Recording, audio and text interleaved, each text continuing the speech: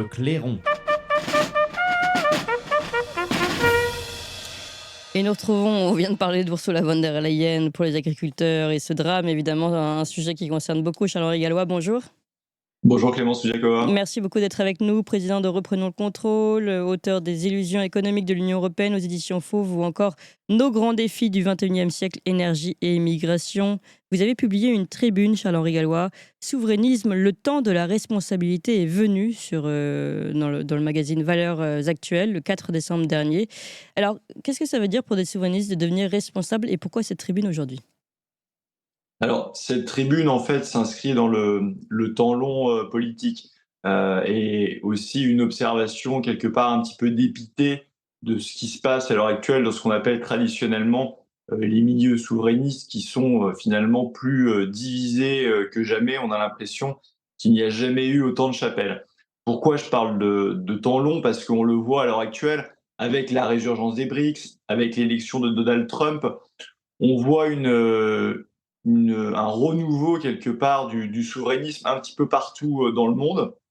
On voit que en France, à contrario, si on considère seulement, alors ça dépend, et on y reviendra certainement, ce qu'on appelle un parti souverainiste, mais ceux qui se revendiquent en tout cas exclusivement comme tels, leurs scores, malgré cette dynamique et cette poussée souverainiste au niveau mondial, leurs scores ne font que régresser.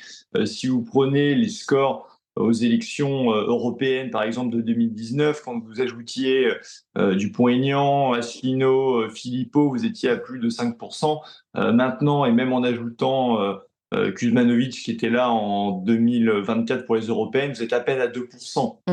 La même chose si vous prenez l'élection présidentielle de 2017 ou celle de 2022, vous étiez à 5 et vous êtes à peine plus de 2%. Donc on voit bien que malgré le fait que tous les sondages en plus montrent que les Français sont de plus en plus attachés à la souveraineté, alors évidemment ils ne prônent pas, ils ne veulent pas un Frexit, les sondages montrent un Frexit minoritaire, mais tous les sondages grosso modo montrent que les Français veulent de plus en plus de souveraineté. Et malgré ça, en fait, ces partis-là ne prennent absolument pas. Alors il y a certainement plusieurs raisons à cela. Comme je disais déjà, c'est la division, mais ça c'est le principe de réalité. Et je le sais pour avoir été longtemps dans ces cercles-là. De toute façon, l'union, ils n'en veulent pas. Donc vous n'en aurez. Alors certains en particulier d'ailleurs n'en veulent pas. C'est pas le cas de tout le monde. Il faut être honnête. Il y en a qui Oui. ont toujours œuvré pour l'union, notamment Florian Philippot, avec lequel d'ailleurs on avait fait union en 2022 avec Nicolas Dupont-Aignan.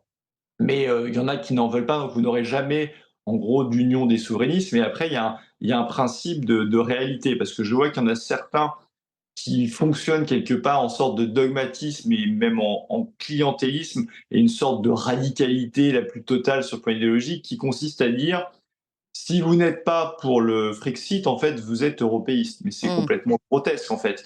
Et c'est ce que j'explique dans cette tribune. En fait, quand on regarde froidement et de manière, si j'ose dire, pragmatique la situation, il y a un électorat souverainiste, hein, on le voit, et d'ailleurs dans les sondages, il y a à peu près 36% des Français qui veulent le Frexit, sauf qu'ils ne votent absolument pas pour ces partis-là, ils votent pour le Rassemblement national. Et le Rassemblement national, qu'on le veuille ou non, en fait, est le plus grand parti souverainiste de France. Pourquoi on peut le qualifier de parti souverainiste? Oui, je vous pose cette question, oui, je suis d'accord avec Parce que, tout simplement, dans toute son histoire, le RN s'est toujours battu contre tous les transferts de souveraineté, a voté contre tous les traités de l'Union européenne.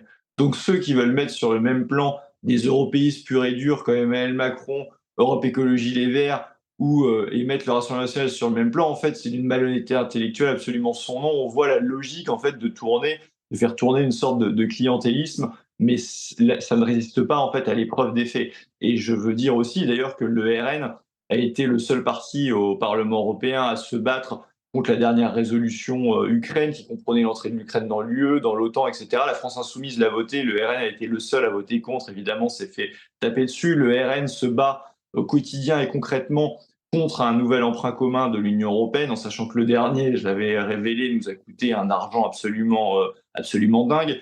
Le RN se bat aussi contre l'élargissement de l'Union européenne avec les 9 pays qui doivent rentrer dedans, se bat contre le rapport Draghi qui veut carrément enlever le droit de veto. Et vous avez certainement suivi, avec cette affaire du Mercosur, et c'était votre sujet avant, vous avez certainement vu le tweet de Jordan Bardella qui a dit que dans ces conditions-là, pour bloquer le Mercosur, il faudrait suspendre la contribution française à l'Union européenne. Je ne suis pas sûr qu'on puisse appeler ça un discours européiste, mais on voit que là-dessus, il y a beaucoup de mauvaise foi. Et en fait, de toute façon, vous avez une réalité politique. C'est-à-dire que la réalité politique, que vous le vouliez ou non, elle ne va pas changer d'ici 2027. Il va y avoir trois grands blocs qui vont s'affronter. Il va y avoir le bloc de gauche avec le nouveau Front populaire. Vous allez avoir le bloc macroniste qui sera représenté soit par Gabriel Attal, soit par Édouard Philippe, et vous allez avoir le bloc national qui est le seul souverainiste avec le Rassemblement national.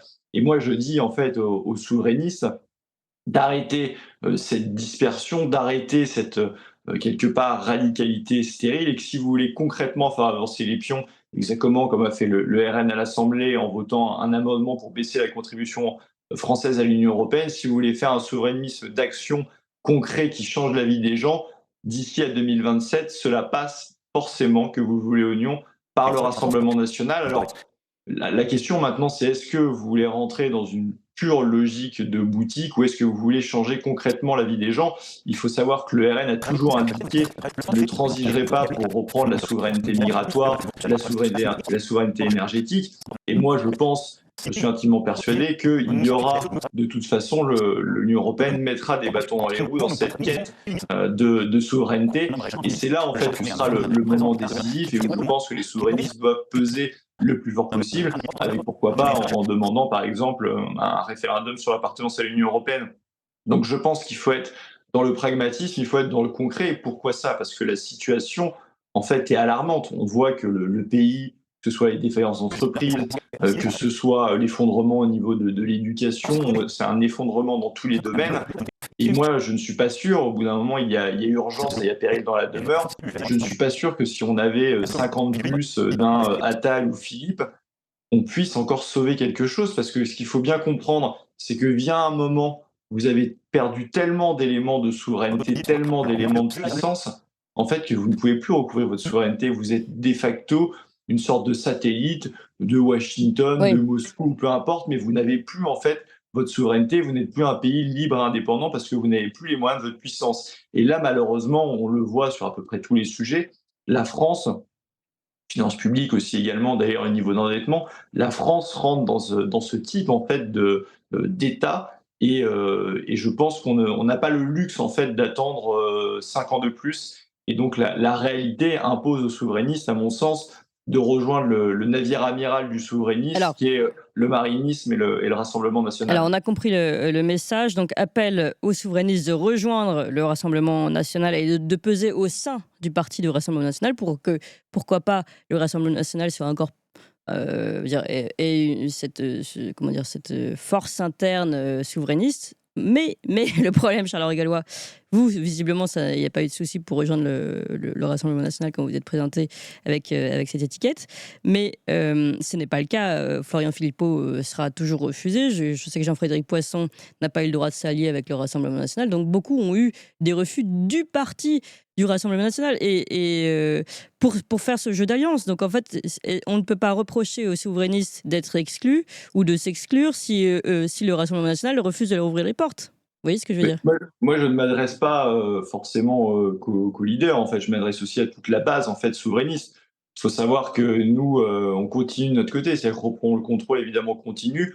On a refusé et renié à aucun moment nos convictions, et je pense qu'il faut peser dans ce sens-là. Mais ça, après, le problème des leaders politiques, et vous le voyez dans le fait qu'il n'y ait pas d'union dit des souverainistes, c'est qu'il y a toujours de toute façon des querelles d'ego. Donc moi, évidemment que je les appelle aussi, mais je n'appelle pas que les leaders en fait souverainistes. J'appelle toute la base militante souverainiste pour œuvrer réellement pour la victoire en 2027 et qui sait peut-être avant, même si moi je ne crois pas du tout à une démission d'Emmanuel Macron.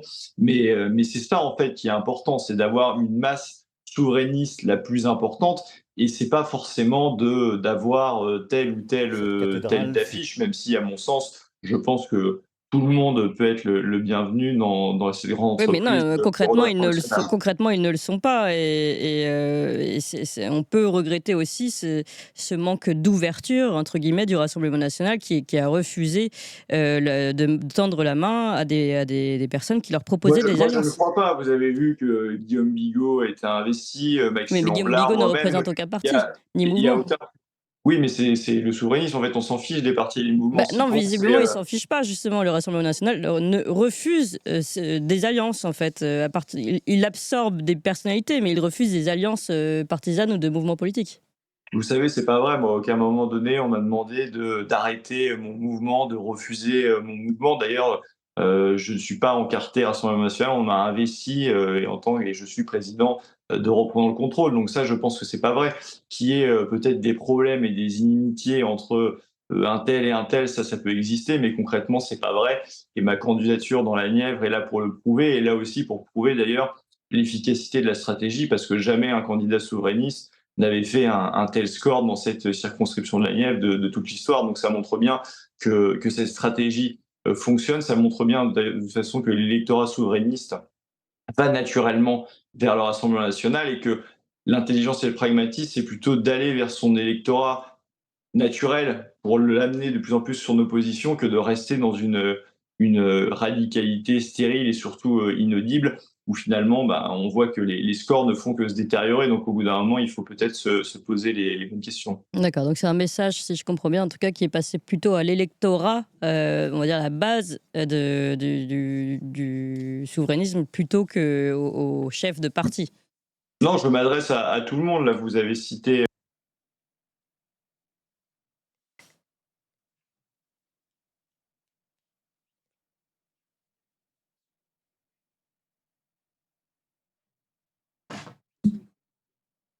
Alors, Charles-Henri Gallois, je crois que vous avez coupé votre micro.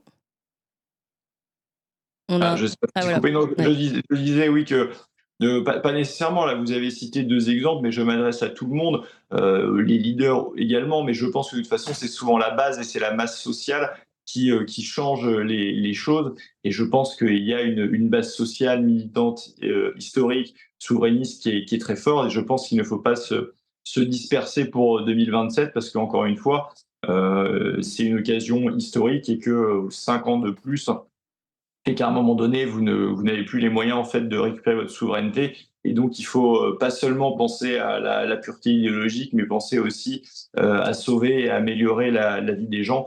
Et on voit bien, et on l'a vu avec la motion de censure, qu'à chaque fois, le Rassemblement national, quand l'enjeu est là, prend ses responsabilités.